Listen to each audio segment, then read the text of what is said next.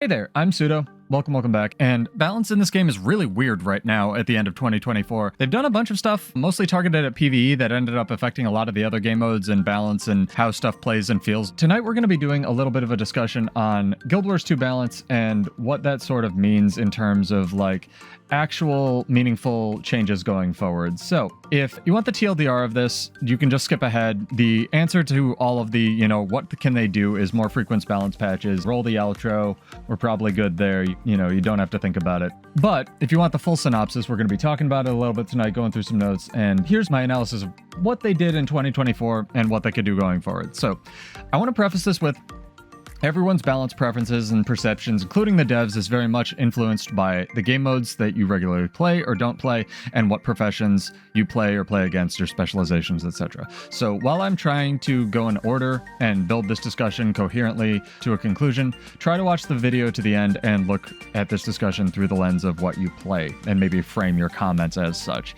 I tried to keep this short. I tried to distill it down to 2 things for each game mode. I tried to condense it for people who don't maybe live in the build editor like me, but this is kind of illustrative of the problem that we've run into, and we're going to go through each game mode and then do some global conclusions and like what they can do about it. So PvE, currently there's 2 balance problems. There's the meta class, aka the Virtuoso problem, where Virtuoso is just completely broken compared to all other sort of DPS specs. It does ranged cleaving DPS from 1200 range by default. It has a bunch of invulns that classes don't inherently get. They just sort of get to spec into Virtuoso and then do a bajillion damage. And if you don't know, these dagger attacks are 1200 range. They pierce, so are your blade songs, and you inherently just get an invuln on the class. And also, if you play Power Virtuoso, you have the freedom to take a bunch of utilities that other classes don't really get the luxury of doing, because you need the utilities to even function or do your rotation of DPS. But with Virtuoso, you a lot of the time have the freedom to just sort of take whatever, and then you can jump into a raid and do content like Legendary Challenge Mode or LCM, Ceres, and probably the new LCM with very little downside. There's no reason to take anything but a Virtuoso as a damage class. It is meta, and that's the problem of this. It's not just Virtuoso or Willbender, whatever you think about Willbender in PvP or World versus World. It's not one class that's really the problem. The Virtuoso issue is illustrative of the meta problem.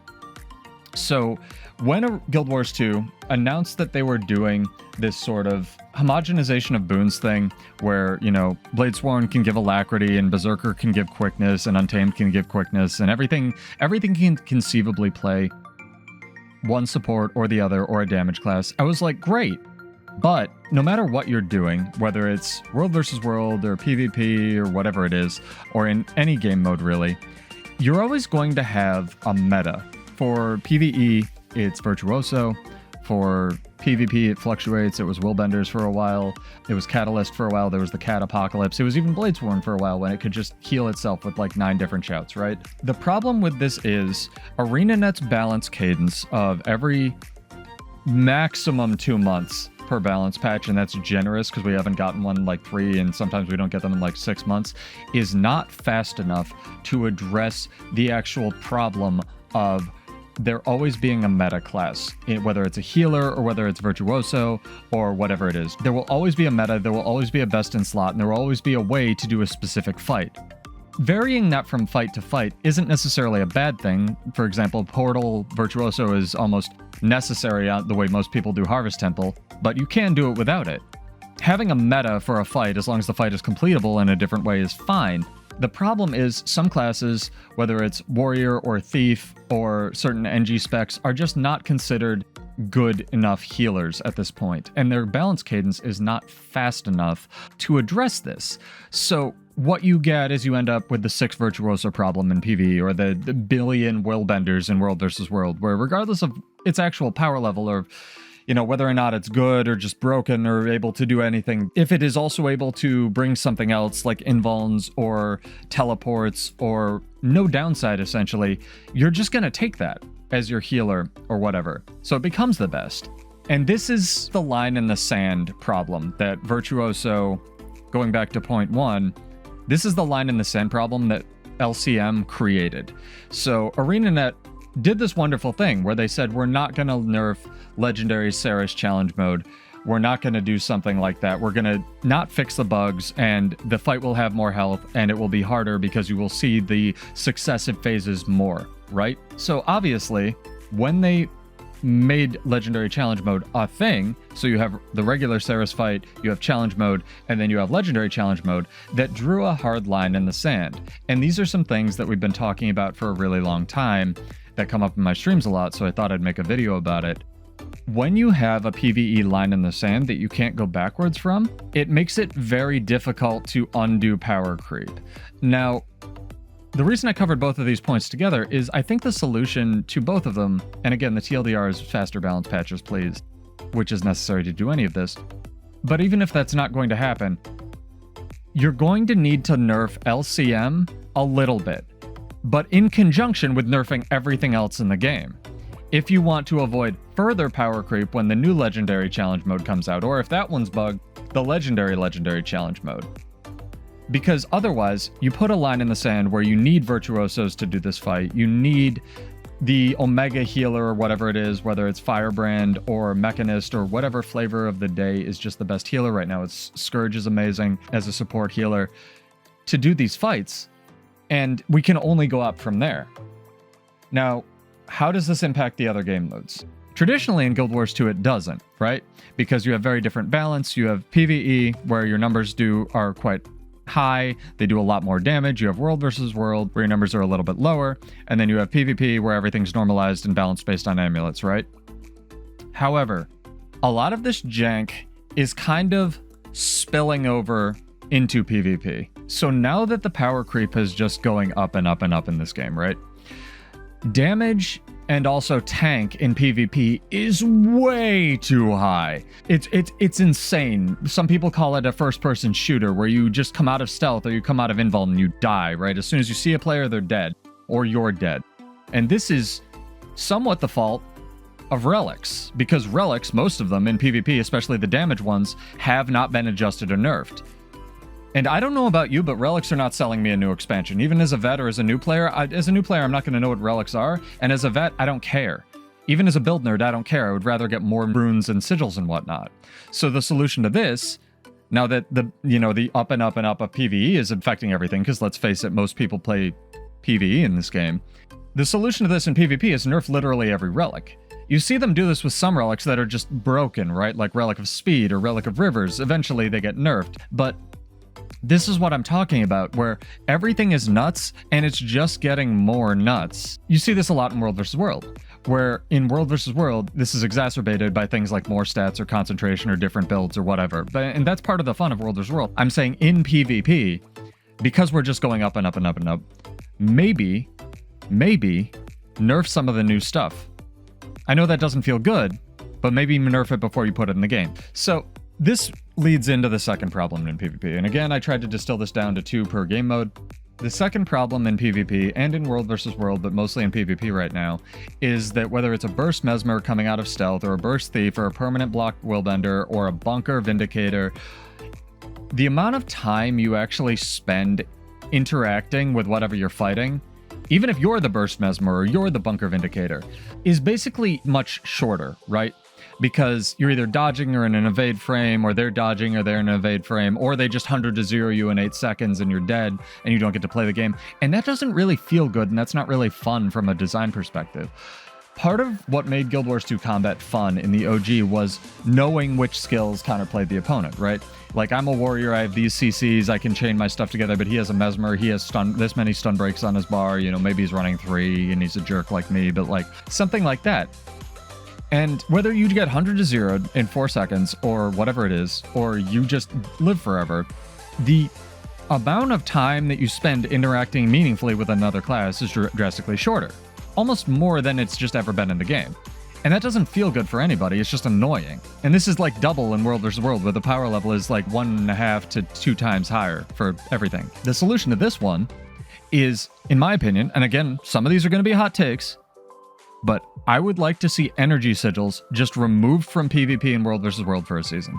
I know, calm down, keep typing your angry comment, but listen. Energy sigils are the most broken sigil in the game for competitive, period. If we go to the, builder right now and we go on weapon swap, in World vs. World is the same as PvE. It regenerates 50% of your endurance when you swap to this weapon in combat. That's insane.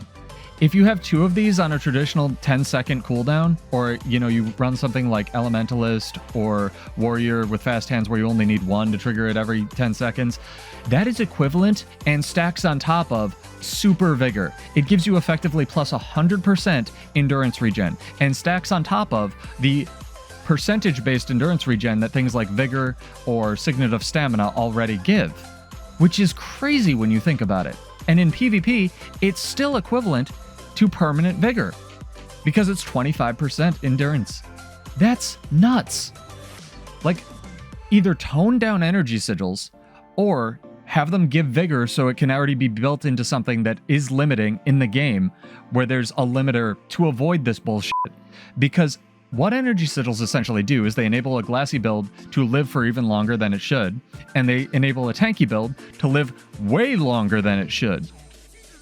And I know, if it's too much, chunk it back up to 20 energy instead of 25, or 10 energy instead of 25. Put it back in after 1 season if I'm wrong. But I would like to see ArenaNet to just try stuff at this point, and energy sigils are ruining this game. And I say that as somebody who has played more Mirage than any other class, period, ever. Half of my playtime or more in this game has been on a Mirage. Not a Warrior, a Mirage. And they are vital to that class. That would give you some Carnival tickets to put back into those classes that need the endurance regen, like Vindicator or Mirage or whatever, or Daredevil. Because part of the problem that we're going to get into is moving into World vs. World. Everything feels the same to play right now, and this is partially due to the stacking damage buff reduction thing. Now, granted, ArenaNet did lessen this. They made it so that damage reduction, whether it's 10% from your class or the 1% from the repair buff or reinforced buff now from the anvil or actual protection, which is 33%, don't stack additively. So if you have all of those, it wouldn't total up to 44%. It would only total multiplicatively. So you can never reach 100% damage reduction, but they still do stack on top of each other. And while a lot of people call me crazy, I live in the build editor, I live in World vs. World, and I know how much things like protection plus the damage reduction food that you can get from Ascended food. It's just aggressive power creep like we talked about, right? You can get 33% from protection, you can get another multiplicative 10% from this Ascended food, you can get another 1% from reinforced armor and vitality, and I know people say 1% is not a lot. It's not a lot, but it's more. And the number of people that I have seen at like 2 health, or the magic pixel of health since they put this buff in the game is non-zero, so it does matter. So I would like to see, and again, I don't believe in bringing up criticism without solutions, I would like to see them take some of these damage reduction buffs, or at least the ones that you can get outside of a class, and make it so that it only takes the greatest value that you are ever applying to yourself. Frequently, this would be protection. So protection would not stack with the 10% food buff. It would not stack with reinforced armor. Sorry, you would still get the 1% vitality. There would still be a reason to go talk to an anvil occasionally, but similar to swiftness, outside of very specific things that would say it on their trait, which they already have the technology to do, they would not multiplicatively stack. It would only take the higher value. What would this do to the game? So again, similar to the energy sigil thing, it would slow the game down and it would tighten the bell curve of power. You would no longer get these outliers where, and it's sort of a reverse bell curve, right? Where things either do a bajillion damage, like literally PvE damage to you and you die instantly, even if you're on a tankier build, or they live forever and you can't kill them. And what decreasing these free damage reduction modifiers would do, at least in my opinion, would shorten that bell curve of power, and then things wouldn't need to do a bajillion damage in World vs. World. And you could have your stats mean something if you took toughness or whatever and invested into that. It would actually feel like you're doing something, shorten the spread of power so that you spend more time, whatever build you're on, interacting with your opponent. and that ANET doesn't need to make the new spears or on Warrior or Guardian or Mesmer just completely broken and do a bajillion damage in order to eat through all those damage reduction modifiers. There would still be a reason to create Ascended Food, because not everyone would have permanent protection. You know, not everyone's a lunatic like me and runs a bajillion concentration on their builds. There would be a reason to build differently. So, what's the second part of World vs. World that's kind of insane? I bet you've already guessed it. Concentration, while being fun, and expertise to a degree, while being fun, is super stupid.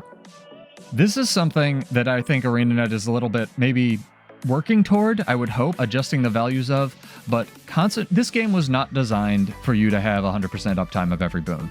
If you have 100% uptime of every boon, and every class has access to every boon, it even more dilutes the already diluted flavor of classes, which, spoilers, is one of my final points here. Whether you're a warrior, or whether you're a druid, or whether you're some kind of other class that, you know, isn't interesting, but I respect that, it is possible to get almost every boon in the game, and that includes Alacrity now with the insane Relic of Rivers in World vs. World. Do I want ArenaNet to take things like Relic of Rivers out of World vs. World? Honestly, not really, because those insane builds should probably exist there. Like, you should be able to build for an Alacrity, you know, Bladesworn or Druid or whatever, if you want to, because it's not balanced around roaming, and that's not really going to be useful in a Zerg. Do I think a Zerg should have 100% uptime every boon? That's the real issue, because if we're going to balance around Zergs, this boon ball meta needs to go. And in my opinion, again, this is going to be hot take land, so put on your, I don't know, hot take pants and grab your kids, hide your wife. I would like to have more targeted, meaningful, counter-playable, not just point at the dude and he loses boons, but counter-playable, projectile-based boon corruption. Granted, World vs. World is already a sea of projectile blocks because of Firebrand, and other things, but mostly Firebrand. However, this still adds some room for your skills to be meaningful and counterplayed. And I say that also as a warrior main where Spellbreaker exists. I would like you to have a means of counterplaying boon corruption. Whether it's color coding all boon corrupt skills because it is so incredibly powerful in World vs. World, because boons are so ubiquitous, or whatever. I would like to see more meaningful play between, I have this boon, it gets corrupted into this, I better not get hit by that purple projectile that Revenant is throwing at me. I don't know if that's a magic bullet. I don't know if there's a magic bullet to any of this. Balance is nuanced, and it's almost impossible to perfectly balance any game, but I think that would go a long way to addressing this boon ball meta thing that everyone hates fighting. Also, and I hate to say this, I would like concentration to be reduced just a little bit in World vs. World, but that's only providing that you also reduce these modifiers, because certain things rely on concentration to be able to be played at all, and boon duration is fun. Expertise is also fun. What's not fun is fighting every boon in the game all the time, and what's ultra not fun is fighting permanent immobilized druids all the time. I understand that those are things in the game. I understand the systems in this game are not perfect, and you can build around things like immobilize, or you can build boon strip into your game.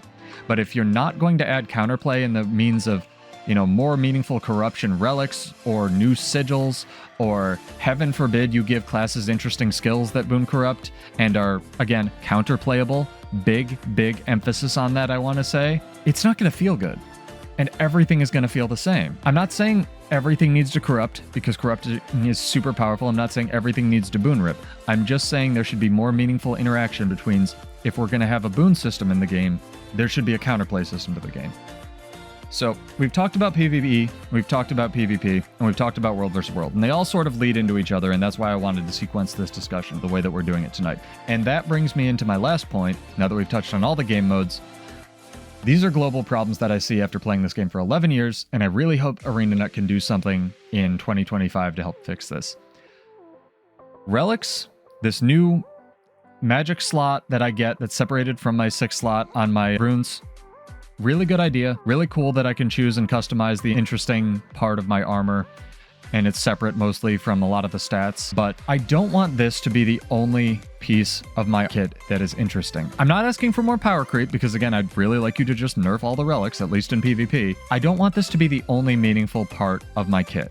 And what I mean by that is relics are simultaneously OP and really boring. So I'm a vet of this game. I don't even know, like, pipe up in the comments if you're a new person and relics are somehow selling you the expansion. Or if they're not and you don't know what a relic is, please let me know below, because to me, having 6 new relics introduced every quarter or so is just a recipe for power creep, and it's also really boring when you could introduce like 2 new relics, 2 new sigils, and 2 new runes instead. There are so many stat combinations, even bad ones, I would love to have as a build crafter, like a ferocity boon duration stat. I'm not talking about completely broken stuff like a power ferocity boon duration or something like that, just like weird stuff that isn't already in the game. I would love to have 2 stat combinations that aren't just power ferocity, that are 10% weaker than 3 stat. Maybe they can start with PvP and work them into world versus world in like 14 years or whatever their balance cadence allows there. Like, there are so many pieces that you could introduce that I guarantee veterans would get more excited about than more relics. Because maybe I'm wrong. Maybe relics are, you're excited for the new bee relic that grants you pheromones that literally says it poisons your enemies by attracting bees to them. Maybe that's selling it for you. Let me know if it is. But to me, even as a build crafter, relics don't excite me. I'm glad they're here. I'm glad that I have the ability to separate it from my runes. That is obviously a form of power creep because you get more versatility and it's not locked to a rune. But honestly, they're not doing it for me over internet. I'd rather have new sigils. I'd rather have a revamp of all the old sigils. I'd rather have you nerf some of the relics and the runes and the gear and give me more pieces to play with so it feels like I'm investing into my armor in a meaningful way instead of just having my armor optimized and then still getting shot by a Berserker class Mesmer out of stealth. Like, I want ways to interact with the systems that are in your game in a meaningful way, and as a build crafter, that to me, more pieces, different pieces that are already in the game would do that. So let's take a step back here. I do really love this game. I want to be positive as much as I can. That's why I'm trying to provide positive, constructive feedback. That's what ArenaNet asks for. I'm trying to frame this in a positive note because Guild Wars 2 is great. I'm still playing it. I'm still playing Bladesworn 2.5 years later. I'm still holding out hope that they'll one day fix the Gun Samurai and give it interesting traits. But here's the thing. Whether you're an Untamed who misses Fervent Force, and hopefully this will be the last time I have to say this, on your Grandmaster, or misses your interesting heal skill where you couldn't go below 1% damage and now it just makes you invulnerable, which is better, but if you missed the other one that, like, you know, healed you for all the health you lost when you took damage. Those were interesting class things. Bladesworn, Daring Dragon used to allow you to repeat slashes, and there were ways to make these things interesting and good. Heck, Willbender just used to make you invulnerable or not die while Crashing Courage was active. That was cool. It wasn't good, but it was cool. Whether it's your utility skill of Dragon Spike Mine, or Flow Stabilizer, or even sacrificing even something like a Signet slot on an Elementalist to have to do your rotation in PvE.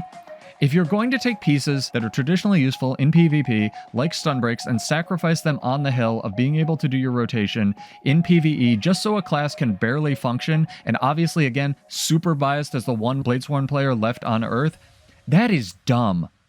That is really stupid and lazy. I'm sorry, it is. Class identity in this game is basically gone. And I don't know... It's partially down to the fact that all these boons, you know, everything having all the boons in the game, or a lot of the different conditions in the game, or a lot of even the same tools in the game ends up playing what's just good, which turns out is having every boon or the OP relics or whatever. But everything just feels like it plays the same now. And I don't love that. ArenaNet loves diversity. They love that word. But if we all end up being different people, but wearing the same hats, that's not diversity. I understand that you needed to try to make Warrior viable in PvE. I understand that. It was stupid to give it Alacrity on Bladesworn, but even if you do it on Spellbreaker, I understand you had to try to do that so that people can play it. It's great that you can theoretically play a support warrior or a support engineer in PvE. Sacrificing a whole Grandmaster trait on a specialization to do that was objectively stupid. They should have put it in the support line and just said, when you take whatever trait that isn't being used right now, on specialization X, do Y boon, and then give us something interesting on the other two Grandmasters, or something interesting on the rest of the kit. Because look, I understand that Secrets of the Obscure had to sell the expansion, and part of it is it had to sell the expansion to build nerds like me. I would have paid more money if they had not homogenized every single elite spec to be able to use every other elite spec's weapon. I understand that was a feature that they had ready to ship. It was in the game long before Secrets of the Obscure was even finished. You could go into PvP and equip a shield on a Chronomancer and jump into PvE and switch to have a Mirage build, and the shield would still show up on your bar. The skills would just be grayed out. It was clearly tech that they had done. However, most elite specs, if not most, a lot of elite specs had their identity tied to their weapon. It is so weird to me that Scrapper, which was just wells and a hammer, now has no class identity because a Hollowsmith can equip a hammer.